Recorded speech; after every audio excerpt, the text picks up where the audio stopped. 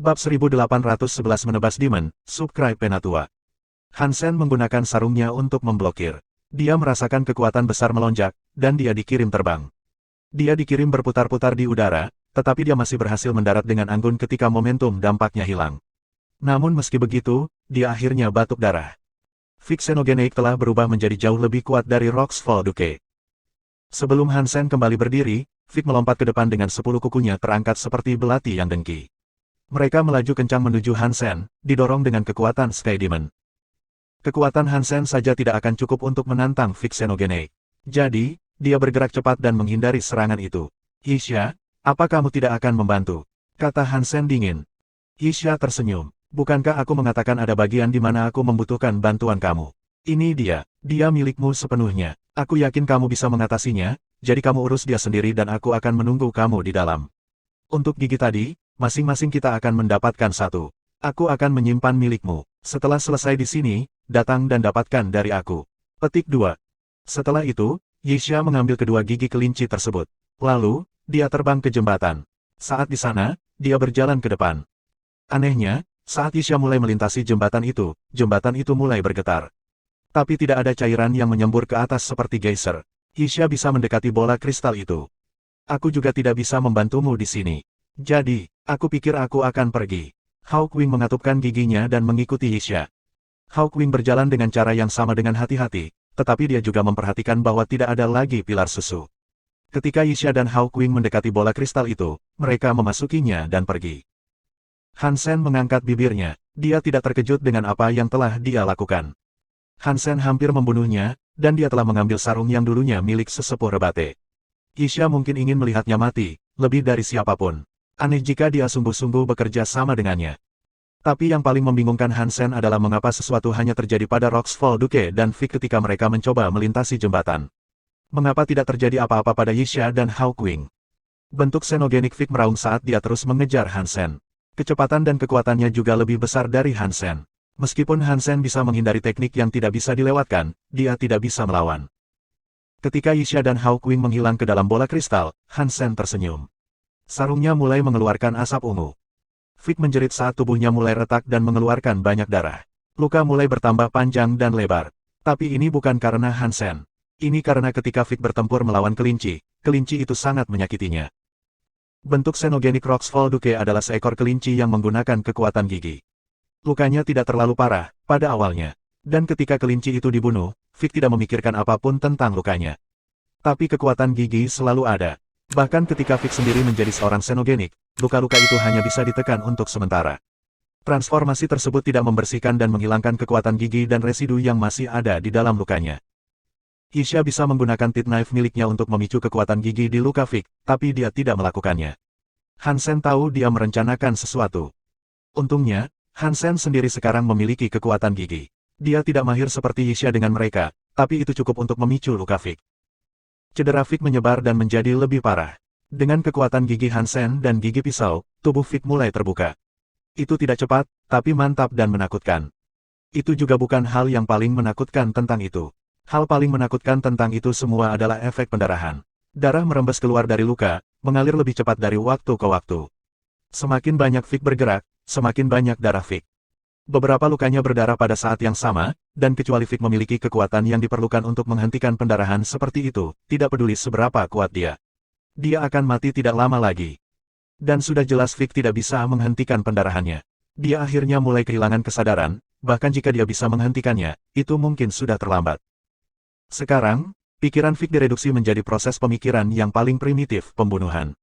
Dia tidak peduli dengan lukanya yang mengalir, dan yang bisa dia pikirkan hanyalah membunuh Hansen.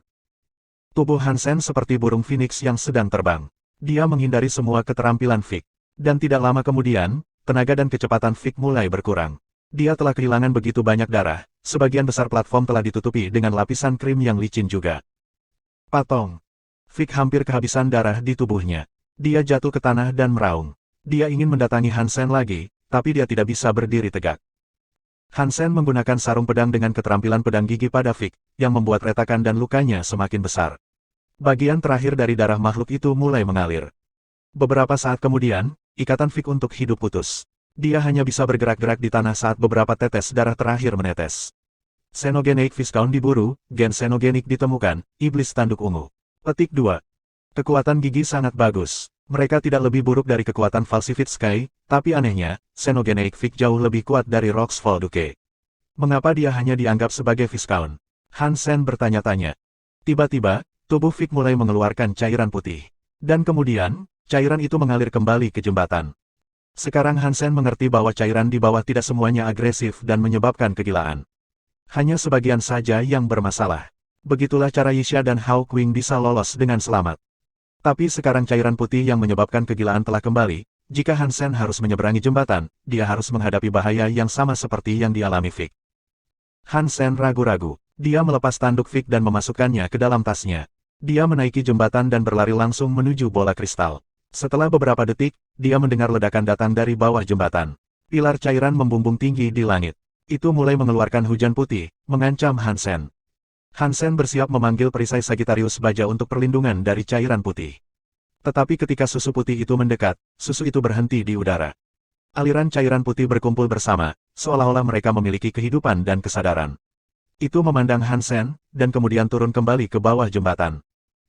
Han Sen kaget. Dia tidak tahu apa yang sedang terjadi, dan dia pasti tidak tahu mengapa cairan putih akan melepaskannya dan tidak ingin menjadi bagian dari tubuhnya. Bab 1812 Sebuah tongkat. Tanpa ragu-ragu, Han Sen berjalan langsung ke bola kristal. Jembatan itu mengarah ke bagian paling atas bola kristal, dan ketika Han Sen mencapai ujungnya, dia melihat ada pintu masuk di atasnya. Bagian dalam bola itu berlubang. Itu seperti stadion sepak bola. Dia bisa melihat Hao Qing dan Yixia melakukan pertempuran di sana. Yang paling mengejutkan Han Sen adalah bahwa Hao Qing, yang selalu terlihat bimbang dan sembrono, melawan Yixia dan tidak menunjukkan tanda-tanda kalah. Bahkan aku tidak melihat itu datang. Dia pria yang kuat. Han Sen terkejut bahwa kekuatan Hao Qing tidak kurang dari Yixia. Tangannya seperti pengait, menghantam tangan Yixia yang memiliki kekuatan gigi. Kekuatan gigi tidak dapat mematahkan tangannya. Aku tidak percaya juara Skybird memasuki makam iblis dan berpura-pura menjadi noob. Aku terkejut kamu menahan penghinaan terhadap diri sendiri begitu lama. Yixia tertawa dingin. Hao Qing bersenandung dan berkata, aku salah satu dari 12 langit di area binatang. Apa yang dapat kamu katakan tentang diri kamu?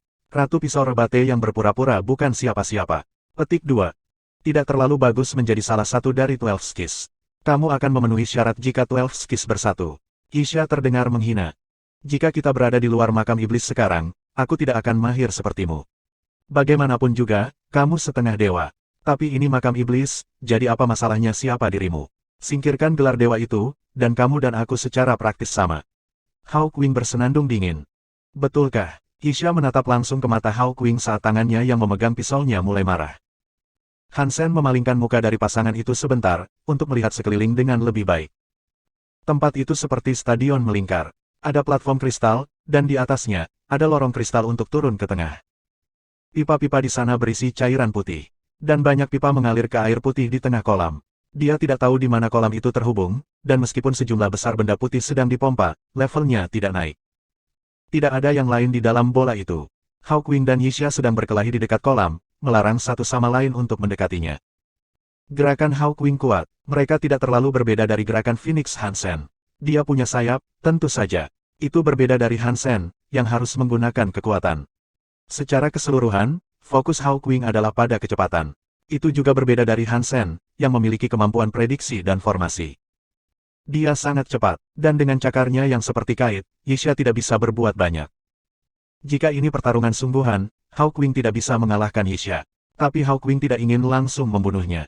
Dia hanya ingin membuka jendela peluang yang memungkinkannya mencapai kolam tanpa gangguan. Itu sangat membuat Yixia khawatir. Pergerakannya bagus, tapi kecepatannya sedikit lebih buruk dari Hao Qing. Jika dia meleset, Hao Qing bisa jatuh ke dalam kolam. Han Sen mengintip pasangan itu dari luar, belum berani masuk.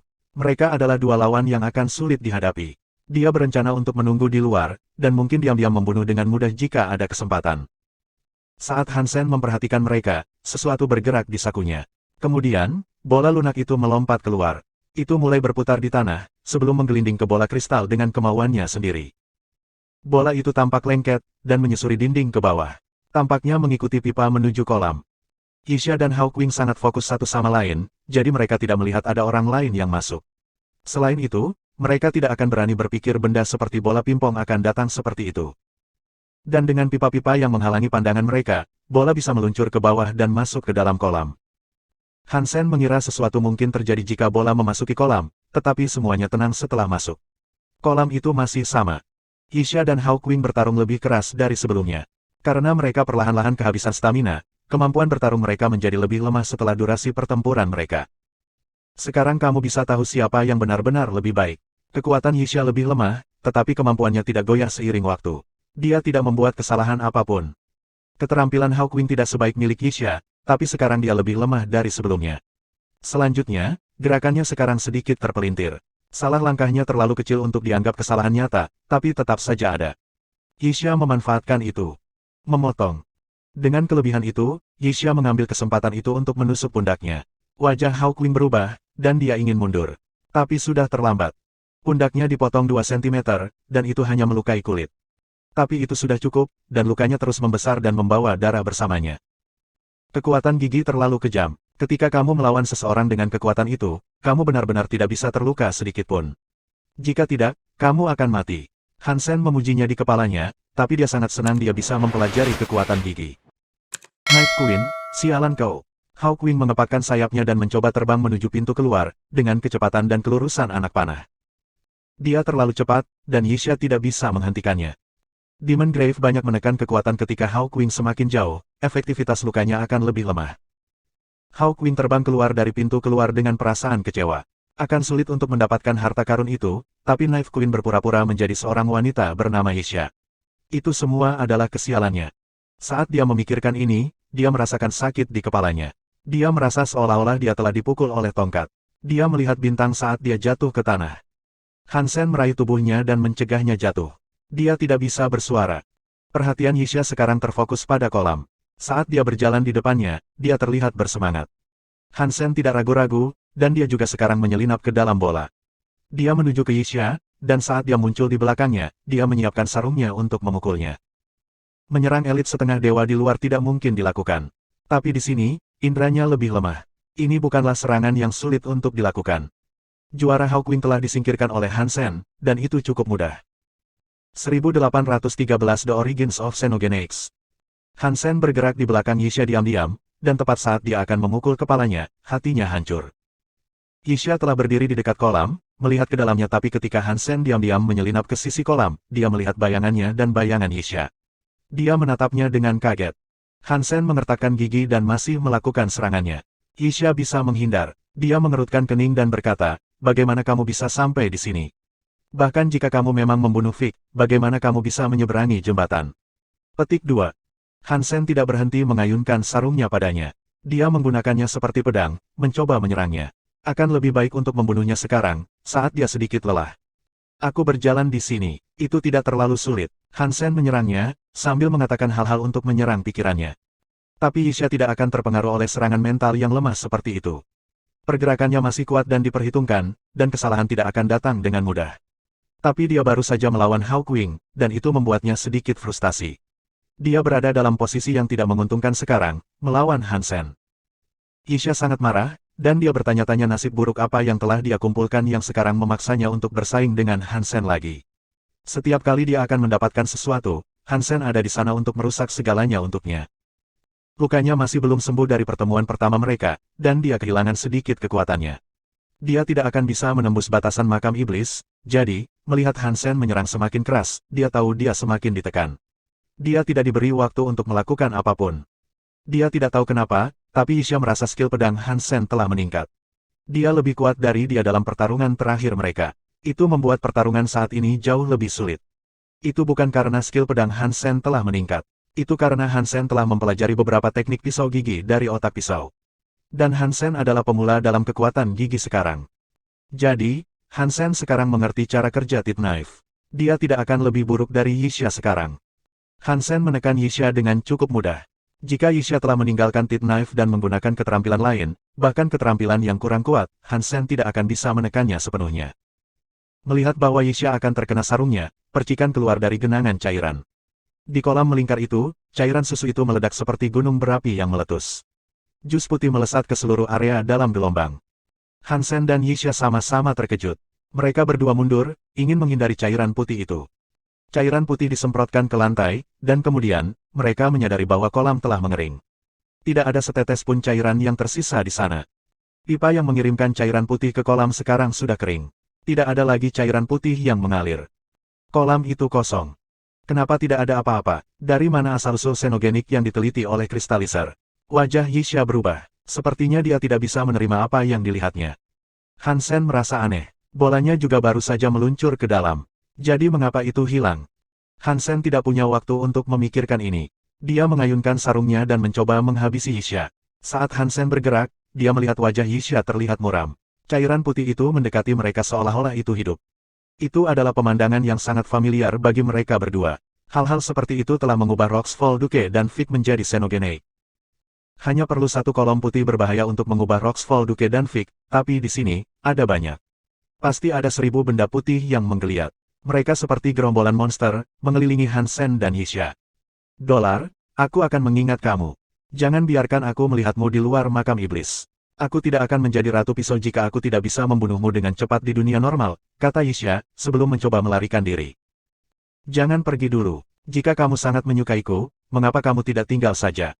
Hansen tertawa dan menebas ke depan untuk menghalangi jalannya. Hansen terus menyerangnya tanpa henti. Yixia telah menggunakan terlalu banyak energi, jadi dia tidak bisa melawan Hansen. Plus, dia tidak ingin bertarung. Cairan putih itu semakin dekat, dan menyentuh setetes saja sudah cukup untuk mengakhiri kamu. Xenogenik sendiri tidak menakutkan. Yang menakutkan adalah menjadi diri sendiri, terutama jika kamu menjadi pribadi yang seperti mesin pembunuh yang tidak punya pikiran dalam prosesnya. Kenapa kamu masih mengejarku? Jika kita tidak pergi, kita berdua akan menjadi salah satu dari xenogenik tanpa pikiran itu. Apakah kamu sangat ingin mati bersamaku? Yixia memohon sebanyak yang dia bisa saat dia terus menghindar. Bukankah cukup romantis, hidup dan mati bersama? Keterampilan pedang Hansen datang padanya lebih cepat. Dia telah memutuskan untuk membunuh Yixia di sini. Karena dia setengah dewa, dia bisa membunuh Hansen dengan sangat mudah jika dia berhasil keluar. Dia hanyalah seorang baron. Jadi, jelas, dia tidak ingin semua itu terjadi. Dia harus memastikan Yixia tidak lolos dari makam iblis. Hansen juga tidak mengkhawatirkan cairan putih itu. Cairan itu sendiri sepertinya tidak tertarik pada Hansen. Jadi, dia tidak khawatir. Melirik ke atas bahu mereka, Hansen dan Yixia memperhatikan benda putih menggeliat berlomba untuk mereka. Ada sedikit perbedaan kali ini. Hansen tahu mereka akan mengejar Yixia, jadi dia berdiri di dekatnya agar terlihat seperti benda-benda putih yang mengejarnya juga. Yixia yang belum tahu Hansen tidak punya alasan untuk takut. Dan dengan Hansen mengganggunya, dia merasa marah dan takut pada dirinya sendiri. Cairan putihnya datang. Dolar, aku akan membunuhmu. Yixia tidak bisa lepas dari Hansen, jadi sekarang dia sangat marah. Telinga kelinci putihnya berdiri tegak, dan rambutnya yang panjang melambai. Seluruh tubuhnya terbungkus api ungu. Dia melanggar aturan lagi, karena kekuatannya meningkat beberapa kali lipat. Dia mencoba menyerang Hansen dengan tangannya, saat api pedang ungu berkobar.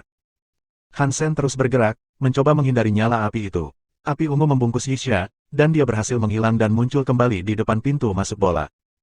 Itu membuat Hansen tertekan.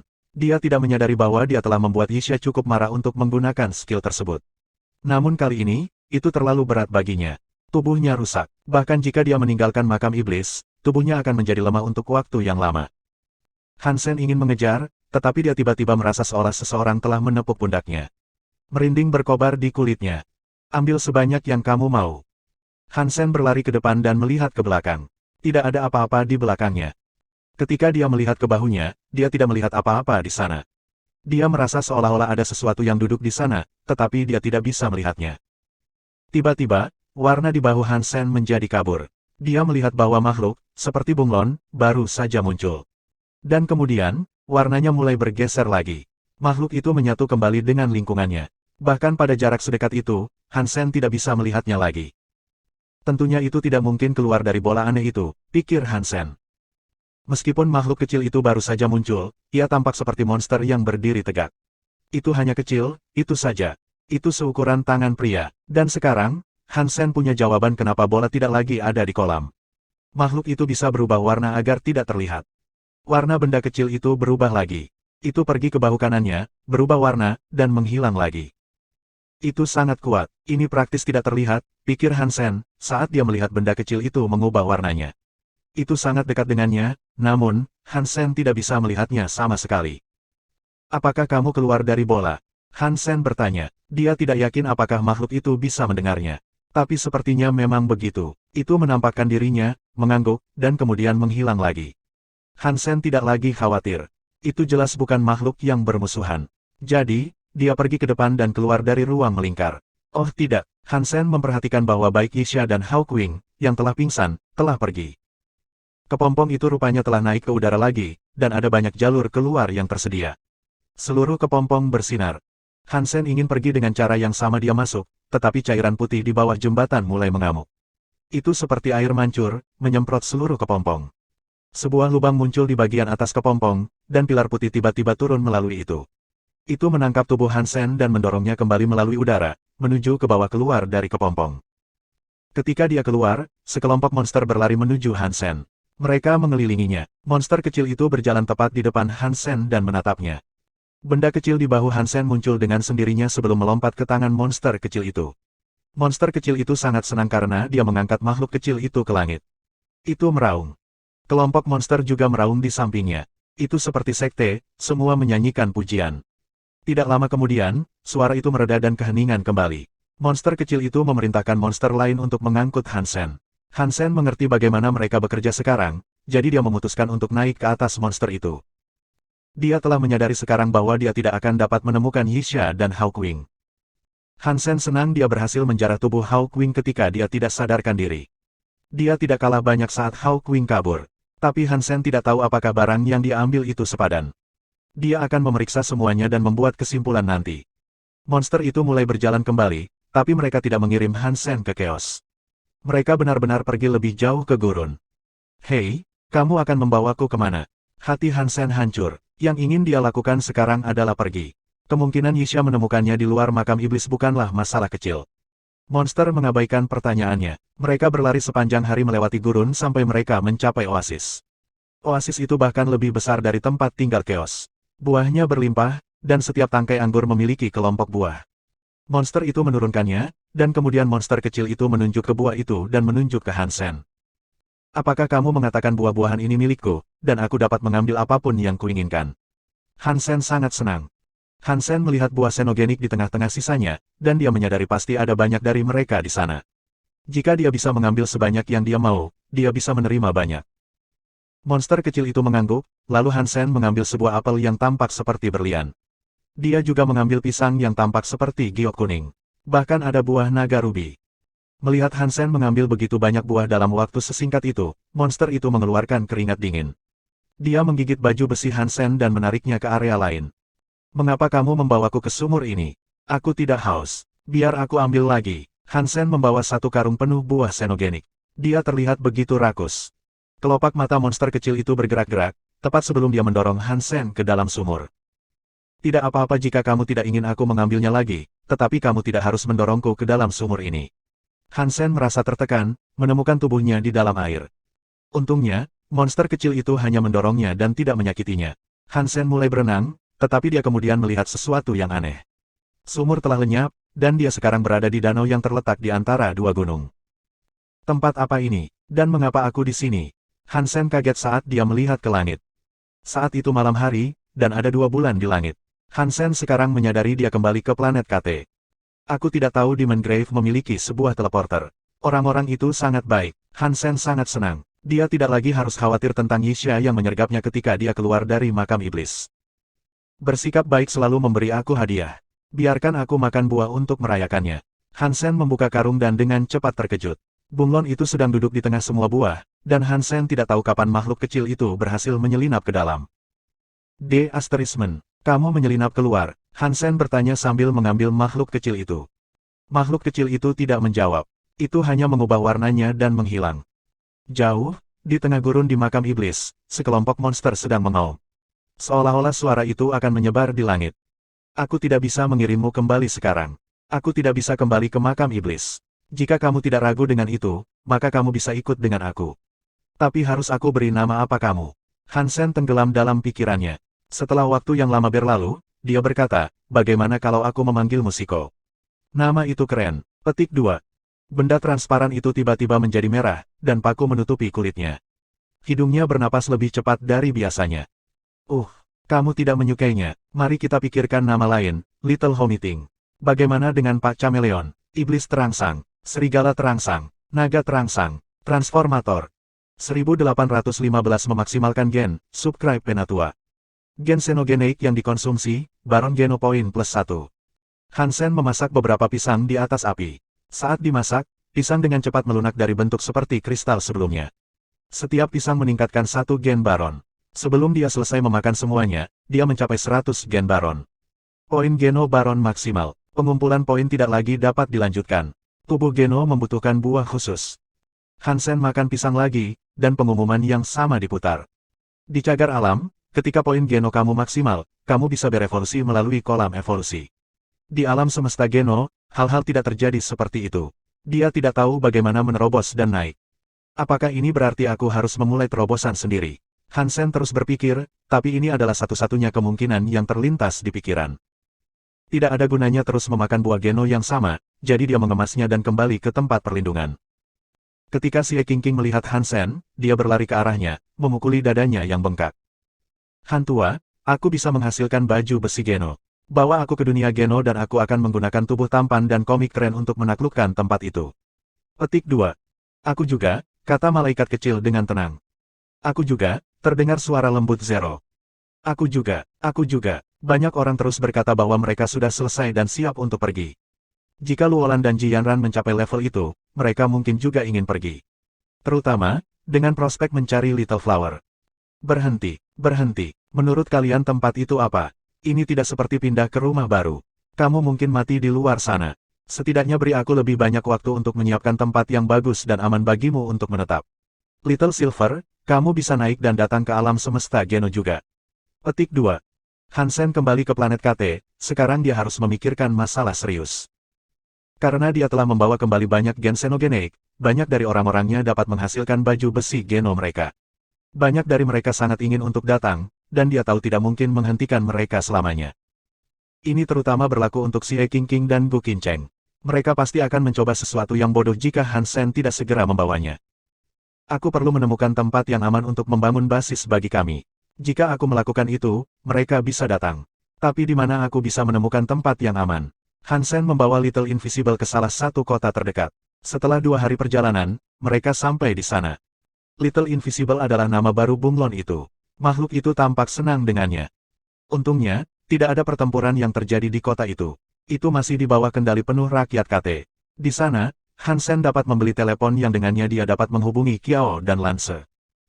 Qiao memberitahu Hansen bahwa kota Grand telah jatuh dan mereka telah bergabung dengan Seven Mirrors. Mereka berada di kapal menuju ke sana. Dia menyuruh Hansen untuk datang padanya, karena dia bisa bergabung dalam operasi reklamasi lahan daripada hanya bertempur sepanjang waktu. Hansen merasa idenya tidak terlalu buruk.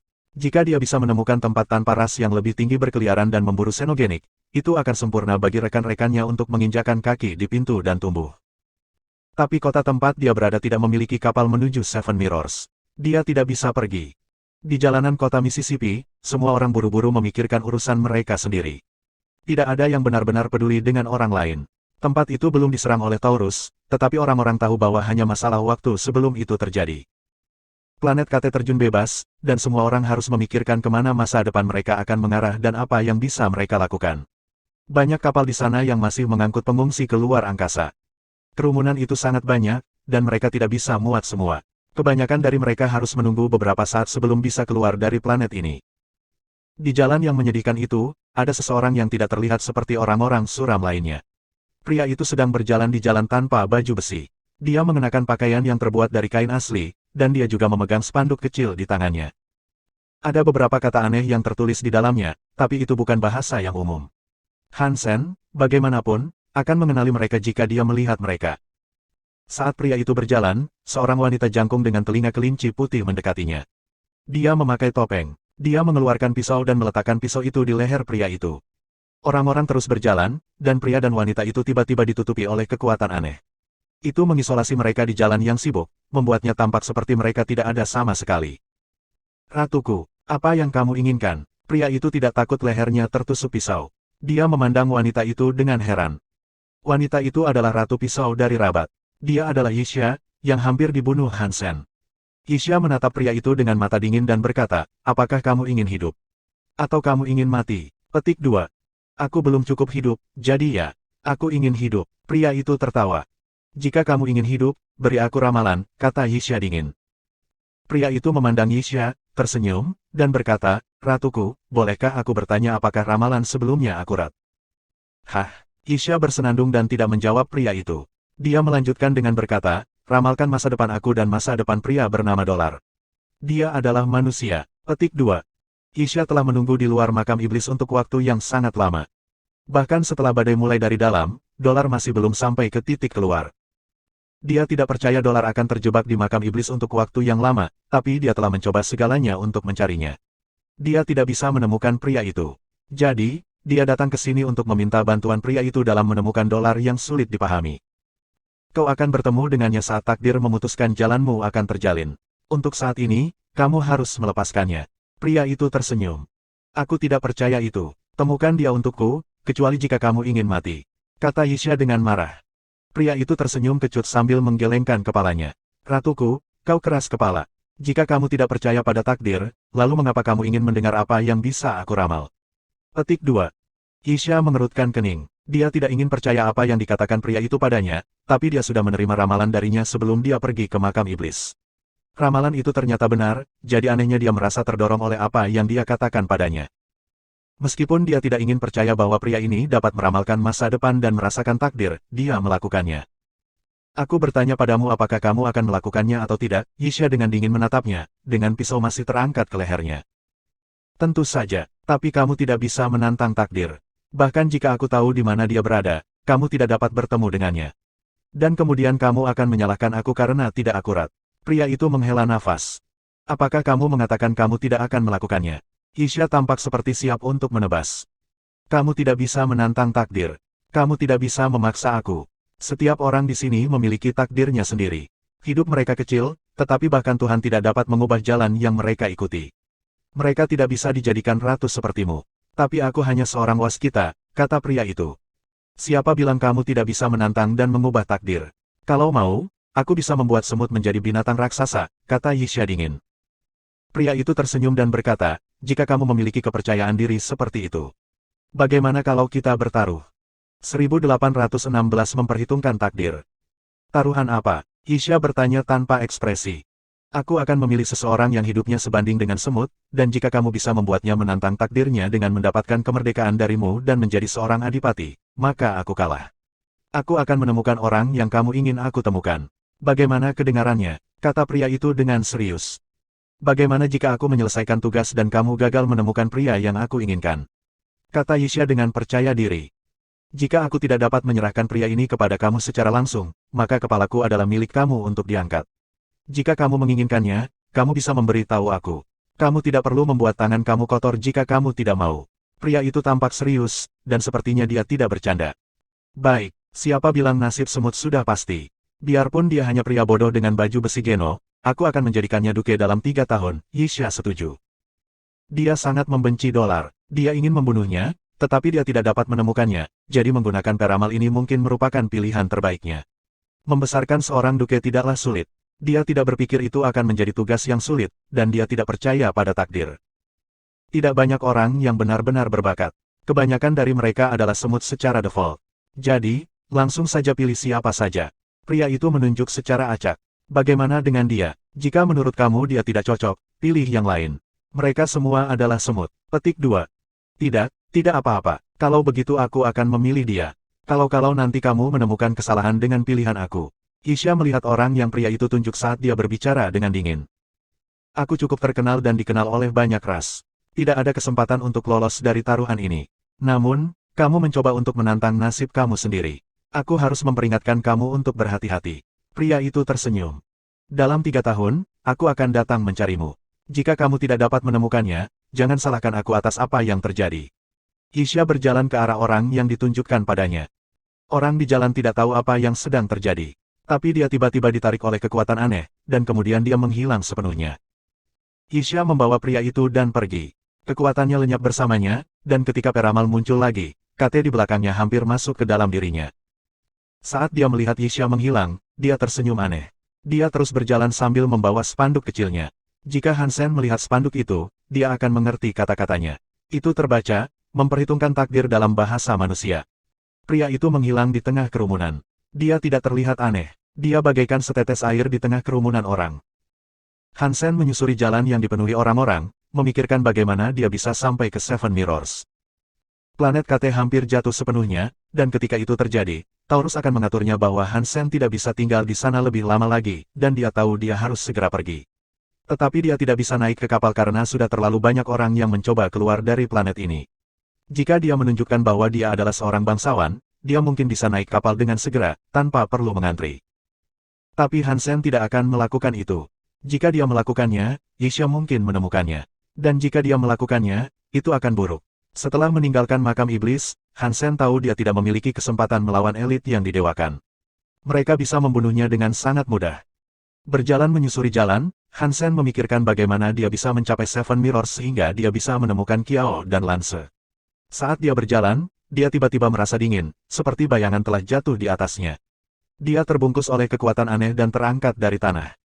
Hansen terkejut dan tidak yakin dengan apa yang sedang terjadi. Dia tidak tahu mengapa dia tiba-tiba terjebak. Hansen mencoba memikirkan siapa yang mungkin membuatnya marah kali ini. Yisha, Hawkwing, Tuan Ji, Taurus, beberapa Feathers yang masih hidup. Hansen telah menyinggung banyak orang pada saat ini, tetapi tidak satupun dari mereka seharusnya tahu bahwa dia adalah dolar. Apakah seseorang mengetahui bahwa aku adalah dolar? Aku tidak bisa seburuk itu. Hansen merasa tertekan, dan dia terus berpikir, aku tidak bisa melawan kekuatan seperti ini. Mereka pasti seorang duke. Aku ingin tahu apakah aku akan diberi kesempatan untuk berbicara. Jika aku dibunuh sebelum aku dapat berbicara, itu akan menyebalkan. Setidaknya aku butuh waktu untuk berteleportasi. Petik 2. Hansen terbungkus oleh kekuatan ini. Dia dijerat dan tidak bisa bergerak. Dia bahkan tidak bisa menggunakan keahliannya, jadi dia hanya berharap orang yang melakukan ini tidak terlalu membencinya. Dia berharap dia masih punya kesempatan untuk bertahan hidup. Hansen mungkin akan dipukuli dan disiksa sebelum mereka mengurungnya. Tapi jika itu terjadi, setidaknya dia bisa kembali ke tempat perlindungan. Saat Hansen mengkhawatirkan hal ini, dia melihat sedikit cahaya. Dia jatuh ke tanah, yang menyebabkan rasa sakit menjalar ke pantatnya. Tapi itu yang paling tidak menjadi perhatiannya saat ini. Ketika dia melihat sekeliling, dia menyadari dia berada di dalam pesawat terbang. Dia berada di dalam ruang kendali, dan ruang hitam terlihat melalui jendela. Kapal itu tampak cukup maju.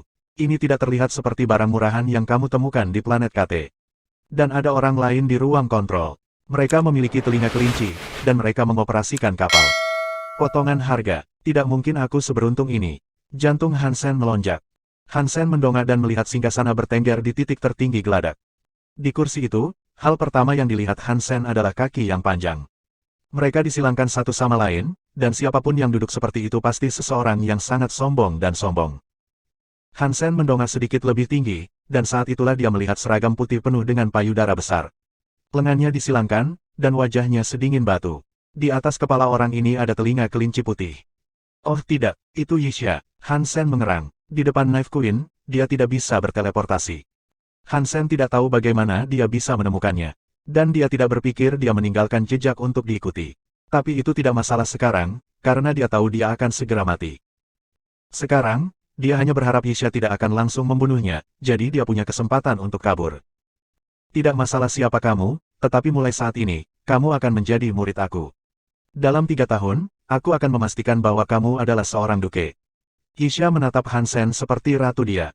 Hansen menatapnya dan membuka mulutnya. Dia percaya dirinya sedang bermimpi. 1817 murid ratu. Hansen tidak tahu apakah Yisha sudah gila, atau dia sendiri yang membentak. Dia ingin menjadikanku sebagai muridnya. Aku pikir dia membenci nyali aku.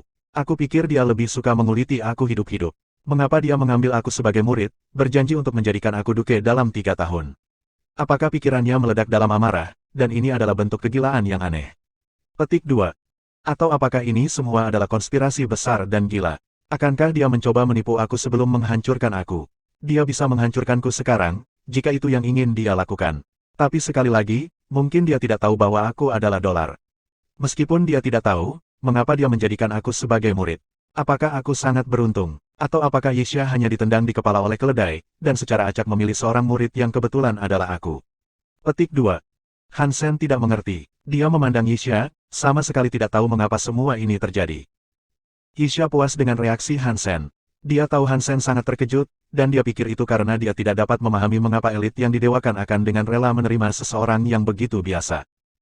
Yixia akan mengambil Hansen sebagai murid, dan itu bukan hanya keputusan acak. Saat pria itu menunjuk ke arah Hansen, Yixia mengenalinya. Dia mengenali Hansen, tapi bukan dolar. Ketika Kong Fei mengambil lentera untuk dikenal sebagai tidak, semua orang mendengarnya. Para elit di sekitar planet KT tahu bahwa Kong Fei telah memberikan 2 bulu dewa kepada 2 alat kristalisasi. Karena Yixia sedang menuju ke makam iblis, dia berada di dekat planet KT pada saat itu. Dia juga belajar tentang ini. Dia tahu Hansen memiliki 1 bulu dewa. Tapi Hansen hanya mengenakan baju besi genonya. Dia tidak mengenakan barang mulia, dan dia tidak memiliki darah kristalisasi murni. Gen Hansen rumit, jadi semua ras elit mendukung begadang, yang memiliki darah murni. Tidak ada yang mengajukan tawaran keanggotaan kepada Hansen karena risiko membesarkannya. Ketika pria itu menunjukkan Hansen, dia tidak berpikir itu hanya kebetulan. Dia pikir pria itu mencoba mengganggunya dan membuat segalanya lebih sulit. Mengembangkan Hansen ke peringkat juara teratas dan menyempurnakan bulu dewa menjadi semi-dewa. Itu akan terlalu banyak untuk dipertaruhkan. Dia tidak tahu apakah itu mungkin. Tapi permintaan peramal itu aneh. Dukes bukanlah level tinggi atau level rendah. Tantangan itu pasti mungkin, jadi dia setuju. Jika Hansen adalah orang biasa, Yixia akan membawanya pulang tanpa memberi tahu alasannya. Tapi Kong Fei, yang didewakan, masih di luar sana. Dan Hansen memiliki salah 1 bulu dewa. Maka, Yixia pun rela menjadikannya sebagai murid sungguhan. Itu berarti dia menghormati bulu itu dan Kong Fei sendiri. Dia tidak akan mengundang masalah Kong Fei yang mengetuk pintunya. Tidaklah memalukan untuk mengambil kristalizer sebagai seorang murid, terutama yang telah menerima bulu dari Kong Fei. Untunglah Hansen bertemu Kong Fei, jika tidak, Yixia akan memperlakukannya dengan sangat berbeda. Tantangannya akan sedikit sulit, tetapi dia yakin dia hanya perlu menaikkannya ke level duke. Bahkan jika dia hanya seekor babi, dia masih bisa mengubahnya menjadi seorang duke dalam 3 tahun. Karena semua alasan inilah Hansen dibawa kembali ke Haki of the Rebate. Itu disebut bulan sempit. Itu adalah ruang xenogenik yang tidak lebih lemah dari surga suci sebelumnya. Itu menutupi langit. Hansen mengetahui bahwa Yixia dengan tulus menerima dia sebagai murid, dan tidak ada motif tersembunyi untuk melakukannya. Itu semua sangat aneh, ya, tapi dia memutuskan untuk tidak kembali ke Suaka dulu. Dia tahu bahwa jika dia kembali, dia masih akan diteleportasikan ke tempatnya. Dan itu akan menempatkannya dalam situasi yang buruk, apapun yang terjadi. Aku tidak bisa memastikan apa yang salah dengannya, tapi secara keseluruhan, aku hanya bisa menganggap itu hal yang baik. Makhluk setengah dewa ingin melatih aku sampai pangkat duke. Magang seperti itu sulit ditemukan. Lebih baik daripada dia menemukan aku sebagai dolar, setidaknya. Hansen memutuskan untuk menerima situasi dan pergi begitu saja. Tapi dia tidak menganggapnya sebagai murid sungguhan. Semuanya dimulai dengan rutinitas paling dasar, dan bahkan tidak ada upacara untuk melantiknya. Ratu Pisau mengambil seorang siswa adalah acara yang sangat penting untuk rabat. Sekarang setelah dia memilih Hansen, orang luar, banyak rabat bertanya-tanya apa yang akan dia lakukan. Dia bukan salah satu dari mereka. Ratu Pisau belum menikah atau punya anak. Dia juga belum pernah menerima murid sebelumnya. Jadi, kehadiran siswa ini sangat berarti bagi Rebate. Semua orang mengira bahwa dia akan segera menjadi dewa. Tidak masalah bahwa dia belum memiliki anak, karena umurnya masih bertahun-tahun. Tapi Ratu Pisau tiba-tiba mengambil seorang murid. Itu membuat orang mulai bertanya-tanya. Banyak bangsawan rabat dan petugas ingin mencari tahu mengapa dia menerima siswa ini. Mereka juga ingin mengetahui lebih banyak tentang siapa Hansen itu. Mereka akhirnya mengetahui bahwa Hansen adalah pemilik salah satu bulu dewa. Dengan demikian, orang-orang dengan cepat sampai pada kesimpulan bahwa Ratu Pisau ingin mengembangkan setengah dewa di sampingnya. Tapi mereka khawatir tentang bakat Hansen. Dia bukan ahli kristalisasi murni, dan itu berarti dia memiliki risiko yang lebih besar daripada begadang. Knife Queen tidak menjelaskan banyak, dan dia tidak akan memberitahu semua orang bahwa dia benar-benar mengambil Hansen karena taruhan. Dia tidak peduli tentang membuatnya benar-benar kuat, dan dia serius hanya mengangkatnya setinggi duke. Kemudian, semuanya tergantung pada Hansen. Istana Knife Queen menutupi separuh planet, dan itu adalah planet yang jauh lebih besar dari planet Roka. Hansen disuruh pergi ke taman yang terletak di istana. Ya Tuan.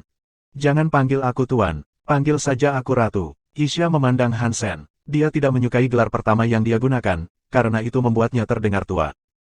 Oke, Ratuku. Hansen mengangguk. Hansen berpikir bahwa mengambil musuh dan membesarkannya secara tak terduga baik padanya. Itu adalah perbuatan yang terhormat. Minumlah ini. Yixia memberi Hansen sebotol. Apa ini, Ratuku? Hansen bertanya. Ini adalah cairan geno dari buah magnet. Itu bisa membuat baju besi genom kamu berevolusi. Kamu saat ini terlalu lemah. Kamu harus fokus menjadi bangsawan dulu. Setelah itu, kami bisa terus maju dan menaikkan levelmu seperti itu, kata Yixia. 1818 seni Geno yang memiliki masalah. Terima kasih ratuku. Mata Hansen terasa basah. Dia sangat membantu, dan bahkan memberikan hadiah berharga untuk musuhnya. Hansen berpikir jika dia mengetahui bahwa dia adalah dolar, dia akan sangat marah sehingga dia kemungkinan besar akan stroke dan mati. Melihat Hansen terlihat sangat bersyukur, dia salah paham. Sikapnya melunak, dan dia melanjutkan dengan berkata, jika kamu memperhatikan apa yang aku katakan dan menganggapku sebagai guru yang tepat, kamu akan menjadi duke dalam 3 tahun. Dengan sedikit keberuntungan, ada kemungkinan suatu hari kamu akan menjadi raja. Petik 2. Tapi untuk kondisi Hansen saat ini, Ratu tidak banyak bicara. Dan satu-satunya alasan dia mengatakan 3 tahun adalah karena ketidakstabilan tubuh Hansen. Kalau tidak, itu tidak akan memakan waktu lama. Pokoknya, minumlah cairan Geno ini yang dulu milik buah magnet. Dan kemudian, latih seni Geno kamu. Fokus pada berkembang untuk kedua kalinya terlebih dahulu. Tidak masalah apakah kamu menjadi seorang bangsawan atau xenogenik, aku akan menjagamu. Kamu tidak akan menjadi monster tanpa pikiran. Petik 2. Yixia terdengar percaya diri. Ya ratuku, Hansen tidak mengatakan apa-apa lagi. Dia baru saja membuka botol dan meminum isinya. Dia akrab dengan baunya, dan dia punya banyak buah magnet di rumah. Dia berencana untuk memakannya dan melihat apakah dia bisa berevolusi. Dia tidak menyangka Yixia akan melakukan hal itu dan memberinya jus. Jadi, dia tidak menyisihkan waktu untuk menjelaskannya. Saat Yixia melihat Hansen melakukannya dengan sangat cepat, dia semakin tersenyum. Hansen menenggak cairan Geno yang berisi buah magnet, dan kemudian, dia merasakan kekuatan aneh melonjak ke anggota tubuhnya, meremajakan selnya. Hansen melemparkan The Story of Genes, dan kemudian armor mantra miliknya muncul. Cairan Geno telah menjadi kekuatan mentah yang diserap oleh armor. Yixia duduk di tempatnya dan menunggu hasil evolusi Hansen. Jika Hansen menjadi xenogenik, dan keinginannya hilang karena nafsu membunuh, dia bisa memulihkan keinginan dan akal sehatnya. Setelah beberapa saat, energi Hansen mulai menurun. Tapi tetap saja, dia belum melihat Hansen berevolusi untuk kedua kalinya. Bagaimana itu bisa terjadi? Apakah aku membawakannya ramuan yang salah? Mungkin itu bukan cairan Geno. Yixia mengerutkan kening dan mengendus botol itu, lalu dia berpikir, ini adalah buah magnet. Mengapa dia tidak berevolusi untuk kedua kalinya? Petik 2. Yixia melihat energi Hansen telah melemah dan menjadi normal kembali. Hansen juga merasa tertekan karenanya. Ini adalah kedua kalinya dia mencoba berevolusi menggunakan The Story of Genes, dan kali ini dia juga gagal. Maafkan aku, ratuku, aku telah gagal. Hansen membuka matanya dan menatapnya dengan meminta maaf. Tidak apa-apa, kamu gagal hanya sekali. Yixia memanggil penjaga untuk membawakannya sebotol lagi. Kemudian, dia melanjutkan dengan mengatakan, coba lagi. Setelah kegagalan pertama, ini pasti berhasil. Petik 2. Ya ratuku, aku akan berhasil. Hansen menerima botol kedua dan tidak membuang waktu untuk meminum semuanya. Yixia terlihat tidak peduli, tapi di dalam, itu adalah cerita yang berbeda. Dia merasa tidak enak. Buah magnet bukanlah sesuatu yang bisa kamu beli di pasar pinggir jalan.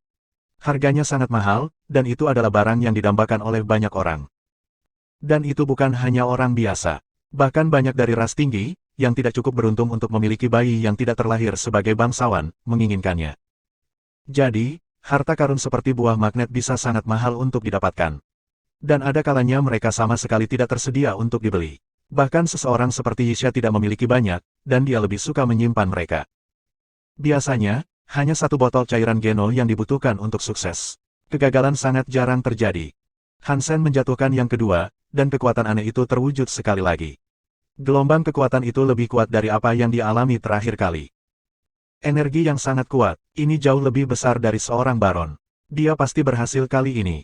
Yixia mulai merasa lega. Setelah beberapa saat, baju besi Geno Hansen tidak menunjukkan tanda-tanda merespons. Sepertinya tidak akan mencair sama sekali. Setelah beberapa saat, energi Hansen mulai menurun. Dan itu berarti kegagalan lagi. Ratuku, maafkan aku. Hansen merasa malu. Dia tidak tahu mengapa baju besi mantra miliknya terus rusak. Mata Yixia bergerak-gerak, dan saat dia melihat ke arah Hansen, dia bertanya, seni Geno apa yang telah kamu latih? Izinkan aku melihat. Petik 2. Fakta bahwa dia telah meminum 2 cairan Geno tanpa hasil membuat Yixia percaya ada masalah serius dengannya. Hansen tidak berusaha menyembunyikan apapun, dan dia hanya mengatakan, aku tidak menuliskan seni Geno aku, tapi aku bisa menunjukkannya kepada kamu. Yixia mengangguk, dan Hansen membacanya perlahan. Ia sendiri yakin ada masalah di suatu tempat, karena kegagalan bukanlah sesuatu yang sering ia alami. Han Sen tidak tahu apa masalahnya. Yixia, sebagai makhluk semi-dewa, mungkin orang yang membantunya melewati keterpurukan. Han Sen hanya membaca sedikit saat wajah Yixia terlihat murung. Dia bertanya dengan dingin, siapa yang mengajarimu ini? Tidak ada, aku membelinya di pasar, tampaknya cukup kuat, jadi aku memutuskan untuk mempelajarinya. Han Sen terkejut dengan pertanyaan yang tiba-tiba itu. Dia tampak seperti tahu sesuatu tentang itu. Tidak percaya, Yixia berkata, kamu baru saja melatih keterampilan acak ini dengan iseng. Dan kamu membuat baju besi Geno dengan itu. Aku tidak yakin apakah kamu beruntung atau tidak, sejujurnya. Petik 2. Apakah ada masalah dengan seni Geno ini?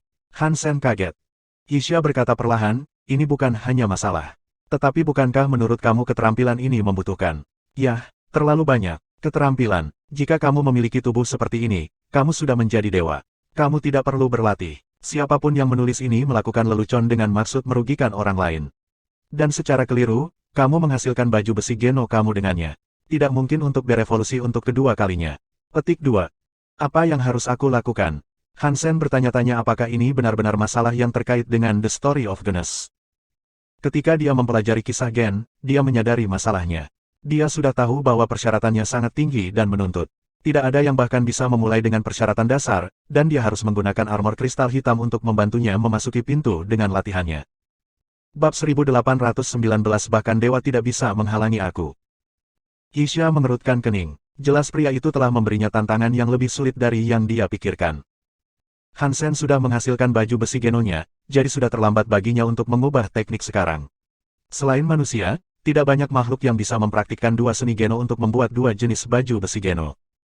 Itu karena gen orang lain stabil, dan mencapai hal ini berada di luar kemungkinan. Gen manusia tidak cukup stabil untuk memungkinkan hal ini, tetapi itu masih lebih dekat ke sisi yang tidak memungkinkan pembuatan baju besi Geno kedua. Jadi, Yixia tidak mempertimbangkan untuk mencoba membuat Han Sen mempraktikkan seni Geno lain dan memulai dari awal. Dia tidak berpikir itu mungkin. Menghancurkan baju besi Genonya dan membuatnya membangun kembali itu akan menjadi usaha yang sia-sia juga. Itu akan merusak tubuhnya secara permanen. Dia bisa mengambil risiko itu jika dia bukan siapa-siapa, tapi Han Sen memiliki bulu dewa. Jika Kong Fei mengetahui apa yang telah dia lakukan padanya, dia mungkin mendatangkan kemarahannya. Seni Geno ini berbahaya, tapi jika dia bisa menyelesaikan mempelajari dasar-dasarnya, ada kemungkinan itu menjadi sesuatu yang sangat kuat dan bermanfaat. Han Sen telah berhasil menghasilkan baju besi Geno dengannya, dan selain dari elit yang didewakan, itu seharusnya tidak mungkin dilakukan. Dan begitu seorang elit naik menjadi dewa, tubuh mereka terkunci. Mereka tidak bisa menghasilkan baju besi Geno, tapi orang ini bisa. Mungkin benar-benar ada kesempatan. Yixia menatap Han Sen sambil berpikir. Seni Geno yang tidak bisa dipraktikkan, namun dia berhasil menghasilkan baju besi Geno dengannya. Jika dia bisa berevolusi untuk kedua kalinya dan menjadi seorang bangsawan, dengan persenjataan Geno yang sempurna, kekuatannya akan jauh melebihi para bangsawan lainnya. Setelah itu, berlatih akan menjadi lebih mudah baginya, dan dia mungkin mencapai banyak hal. Hanya saja langkah pertama ini akan sangat sulit untuk diambil. Sangat sulit, memang. Petik 2. Han Sen melihat Yixia menatapnya dan menyadari bahwa dia tidak mengucapkan sepatah kata pun. Dia berpikir, apakah aku terlalu banyak menyia-nyiakan sumber dayanya? Apakah dia tidak lagi menginginkan aku? Tidak apa-apa, tolong biarkan aku pergi tanpa membunuhku. Petik 2. Namun, Han Sen terlalu memikirkan banyak hal. Yixia telah membawanya sebagai murid sebagai bagian dari taruhan. Dan selain itu, dia bukanlah tipe orang yang mudah menyerah. Han Sen, izinkan aku menanyakan sesuatu. Aku dapat memaksa kamu untuk menjadi murid aku, tetapi aku ingin ini menjadi sesuatu yang kamu sendiri inginkan. Aku senang menerima kamu, tetapi aku tidak akan membuat kamu melakukan ini jika itu bertentangan dengan keinginan kamu. Tapi aku bisa memberimu pekerjaan, dan kamu tidak perlu khawatir tentang apapun. Tiba-tiba Yixia melamar. Tentu saja aku bersedia berada di sini. Han Sen buru-buru memberitahunya. Dia tidak tahu apakah dia hanya menguji tekadnya atau tidak, jadi dia tidak ingin membagikan pendapatnya yang sebenarnya. Dia berbicara dengan keyakinan yang kuat. Latihan aku akan sulit, tidak semua orang bisa menerima ini. Dan jika kamu adalah murid aku, kamu harus menjaga api ketetapan hati tetap menyala dan mendorong rasa sakit, bahkan ketika itu menyakitkan. Jika kamu tidak bisa mengatasi rasa sakit ini, aku bisa memberi kamu pekerjaan sebagai petugas. Apapun yang terjadi, aku ingin kamu tahu bahwa kamu tidak perlu mengkhawatirkan hal lain dalam hidup kamu. Yixia berbicara dengan dingin, tapi dia masih menatap Han Sen dengan sayang. Aku akan menahan rasa sakit apapun yang menghampiri aku dan pergi sejauh mungkin. Aku akan menyerahkan apapun dan memberikan segalanya, selama kamu tidak menyerah pada aku. Aku tidak akan mengecewakanmu. Han Sen berhenti sejenak. Dengan tatapan sedih, dia melanjutkan untuk memberitahunya, di Gunung Mosi, begadang dan aku adalah penerima bulu yang didewakan. Ras tingkat tinggi itu hanya ingin begadang, dan mereka mengabaikanku sepenuhnya. Aku ingin berlatih juga untuk melangkah lebih jauh. Tolong, beri aku kesempatan yang tidak dilakukan orang lain. Jika aku diberi kemungkinan untuk meraih bintang-bintang, aku tidak keberatan mati dalam upaya. Apapun lebih baik daripada diam, membusuk di tempat. Petik 2. Di akhir pidatonya, Han Sen merasa bersemangat. Bahkan dia hampir percaya apa yang dia katakan padanya. Baik, jika kamu memiliki keberanian dan tujuan sebesar ini, aku akan memberi kamu kesempatan. Aku akan membantu kamu melangkah lebih jauh dan membuat ras bodoh lainnya menyesali apa yang mereka katakan. Yixia mengira Han Sen berbicara dari hati, dan dia dengan sepenuh hati mempercayai kata-katanya. Tapi setelah ini, dia masih melanjutkan dengan berkata, ingat kata-katamu sendiri hari ini. Aku tidak akan menyalahkan kamu jika kamu menyerah sekarang dan puas dengan kenyamanan hidup yang tenang dan baik. Tetapi jika aku menghabiskan banyak sumber daya untuk membesarkan kamu, hanya untuk kamu akhirnya menyerah dan mencoba melarikan diri, kamu akan membayar harga tertinggi. Bahkan elit yang didewakan tidak bisa menyelamatkan kamu dari kehancuran yang akan aku berikan kepada kamu. Apakah kamu mengerti yang aku maksud? Jika aku mencoba melarikan diri, kepalaku adalah milikmu untuk disingkirkan. Jawaban Han Sen terdengar serius.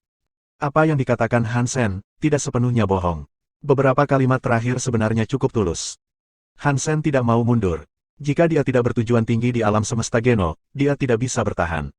Dan dia tidak bisa melindungi teman dan keluarganya saat mereka melakukan lompatan. Dia harus menjadi lebih kuat, agar dia bisa mendapatkan kembali Golden Growler dan Little Flower. Tidak mungkin dia bisa mundur sekarang. Baik, kalau begitu, mari kita lanjutkan. Yixia tahu bahwa Han Sen tulus dan setia pada kata-katanya, dan dia sangat terkesan olehnya. Yixia memberinya kesempatan untuk pergi karena akan sulit untuk memulai apa yang telah dia mulai. Hanya melewati tahap pertama akan menghabiskan banyak biaya. Dia ingin mengetahui karakter seperti apa yang dimiliki Han Sen sebelum melakukannya. Jika Han Sen lemah dan tidak sabar, dia lebih suka menyerah dan kalah. Tidak ada yang bisa menjanjikan pengejarannya dengan Han Sen akan terbayar, jadi dia harus belajar lebih banyak dan mempertimbangkan hal-hal dengan benar. Jawaban dan perilaku Han Sen telah membuatnya puas. Dia tidak lagi meragukan dirinya sendiri, dia bersedia memberikan ini lalu. Jika Yixia tahu Han Sen hanya ingin menggunakan sumber dayanya untuk melewati The Story of Genes, dia akan sangat marah. Lanjutkan, kata Yixia. Terus apa? Han Sen kaget, dan tidak yakin apa yang dia maksud. Lanjutkan makan, tentu saja, kata Yixia. Dia melambaikan tangannya, dan rabat yang indah menghasilkan sejumlah ramuan. Konsumsi satu persatu, dan gunakan seni Geno kamu. Lakukan ini sesering mungkin. Aku akan menjadikanmu seorang bangsawan, dan bahkan para dewa sendiri tidak bisa menghentikannya. Yixia mengangkat kepalanya, menegaskan perasaan percaya dirinya. Iya, aku tidak akan mengecewakan kamu. Aku akan mulai mengkonsumsinya sekarang. Segera setelah mengatakan itu, Han Sen menelan isi botol pertama. Bab 1820 Mantra, Subscribe Penatua. Yixia duduk di kursi, menyaksikan Han Sen mengumpulkan kekuatan untuk berevolusi untuk kedua kalinya. Dia menatapnya tanpa emosi, seolah-olah dia terbuat dari es. Tapi matanya terkadang bergerak-gerak, menunjukkan bahwa dia tidak begitu tenang. Jantungnya berdarah. Setelah diskusi mereka, Han Sen telah menggunakan 3 ramuan buah magnet lainnya, 2 cairan Geno Thunder, 2 cairan Geno Reborn, 1 cairan Geno Api dan Es, dan 1 cairan Geno Darah Binatang. Itu semua adalah harta yang bisa memaksa seseorang untuk berevolusi untuk kedua kalinya. Biasanya, seseorang akan cukup untuk mencapai ini. Tapi Han Sen hampir mengosongkan seluruh perbendaharaannya pada saat ini, dan dia tidak berevolusi untuk kedua kalinya. Bagi Knife Queen, itu mungkin bukan apa-apa. Tapi mereka milik The One, dan dia tidak bisa begitu saja mengambil apapun yang dia suka kapanpun dia mau. Ini adalah barang pribadinya. Dia kaya, tapi barang-barang ini tak ternilai harganya. Mereka tidak dapat dibeli dengan uang, dan Han Sen belum berevolusi untuk kedua kalinya. Itu membuat Yixia mulai merasa sangat sakit.